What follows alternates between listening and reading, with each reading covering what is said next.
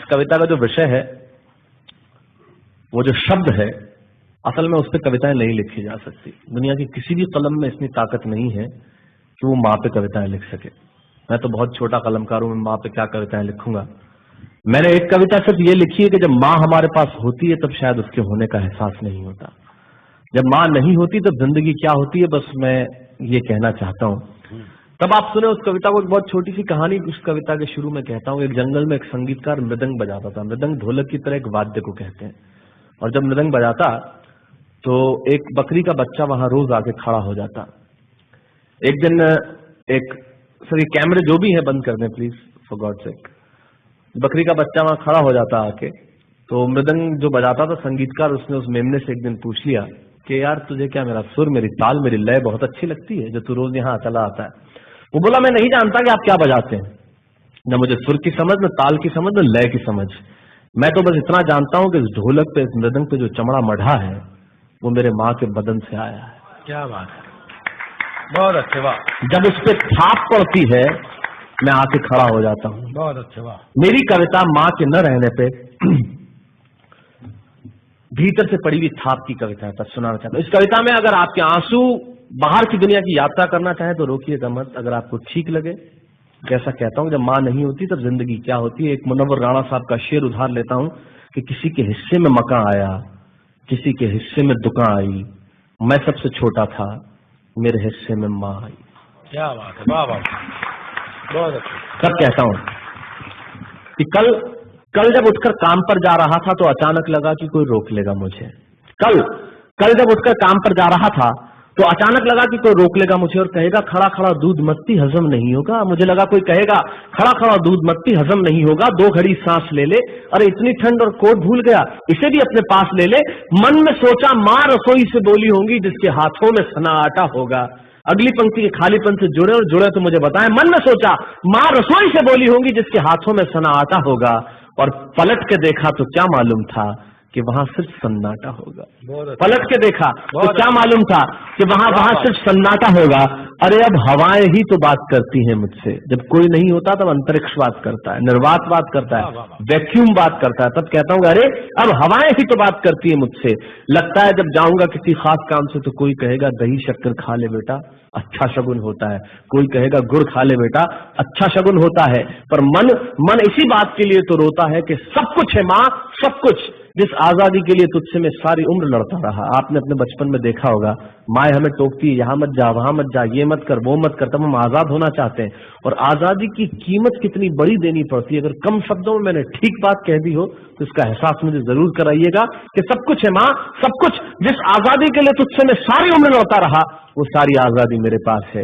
फिर भी न जाने क्यों दिल की हर धड़कन उदास है। कहता था ना तुझसे मैं वही करूंगा जो मेरे जी में आएगा, और आज मैं वही सब कुछ करता हूं जो मेरे जी में आता है।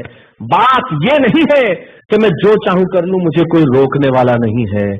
बात है तो इतनी सी कि सुबह देर से उठूं ना तो कोई टोकने वाला नहीं। बहुत अच्छे, वाह वाह, बहुत अच्छे, वाह वाह वाह वाह। बात है तो इतनी सी कि सुबह देर से उठूं ना तो कोई टोकने वाला नहीं है। रात को देर से लौटूं तो कौन नाराज होगा भला, कौन कहेगा बार बार कि अब कहाँ चला। आप ही की जिंदगी के कुछ दृश्य चुराता हूँ और आप ही को सौंपता हूँ। रात को देर से लौटूं तो कौन नाराज होगा भला, कौन कहेगा बार बार कि अब कहाँ चला। दोस्तों के साथ घूमने पर उल्हाने कौन देगा, मेरे वो तमाम झूठे बहाने कौन देगा। सच कहा था, गम की चोटें जख्मों पे फौलाद से ज्यादा क्या होगी, और माँ की दौलत दुनिया में औलाद से ज्यादा क्या होगी। तब कहना चाहता हूँ कि रात को देर से लौटूं तो कौन नाराज होगा भला, कौन कहेगा बार बार कि अब कहाँ चला। दोस्तों के साथ घूमने पर उल्हाने कौन देगा, मेरे वो तमाम झूठे बहाने कौन देगा। कौन कहेगा कि इस उम्र में क्यों परेशान करता है। हाय राम, ये लड़का क्यों नहीं सुधरता है। पैसे कहाँ खर्च हो जाते हैं तेरे, क्यों नहीं बताता है। सारा दिन मुझे सताता है, रात को देर से आता है, खाना गर्म करने को जागती रहूं, खिलाने को तेरे पीछे भागती रहूं, बहाती रहूं आंसू तेरे लिए। कभी कुछ सोचा है मेरे लिए। खैर मेरा तो क्या होना है और क्या हुआ है, इस बुढ़िया का तो क्या होना है और क्या हुआ है। तू खुश रह लेना यही दुआ है, और आज तमाम खुशियां ही खुशियां। जीवन में जो सर्वश्रेष्ठ एक पंक्ति जो ईश्वर ने मुझे सौंपी वो मैं आपको सौंपता हूं। कहीं कोई कविता नहीं है, एक बहुत सामान्य सी बात जो बहुत सामान्य ढंग से मैं कह रहा हूं। लेकिन गेट सेट गो जो मैंने किताब लिखी, शायद हिंदुस्तान की पिछले 3 सालों में सबसे ज्यादा बिकने वाली किताब वो रही। 14 भाषाओं में उसका अनुवाद हुआ। वाह में मैं रोज टीवी पे बोलता हूँ, मेरे लाखों लफ्ज कुर्बान करता हूँ सिर्फ उस एक पंक्ति पे जो ईश्वर ने मुझे सौंपी, और कहीं कोई कविता नहीं है, आप ही का भाव आपकी उठा को सौंपता हूँ और देता हूँ, और जिस विश्वास के साथ मैंने लिखा उस विश्वास के साथ आपको देता हूँ कि मेरा तो क्या होना है और क्या हुआ है, इस बुढ़िया का तो क्या होना है और क्या हुआ है, तू खुश रह लेना यही दुआ है, और आज तमाम खुशियां ही खुशियां। गम ये नहीं है कि कोई ये सब खुशियां बांटने वाला होता, पर कोई तो होता जो गलतियों पे डांटने वाला होता। बहुत अच्छे, वाह वाह वाह वाह, बहुत अच्छे, वाह।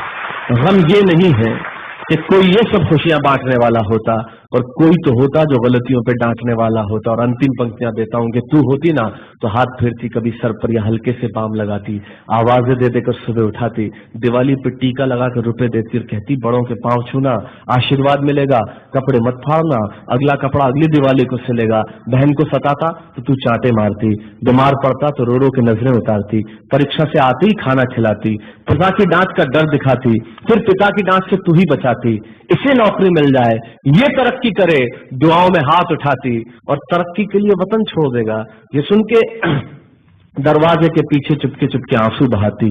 सब कुछ है माँ, सब कुछ, आज तरक्की की हर रेखा तेरे बेटों को छू के जाती है, पर माँ हमें तेरी बहुत याद आती है। बहुत अच्छा।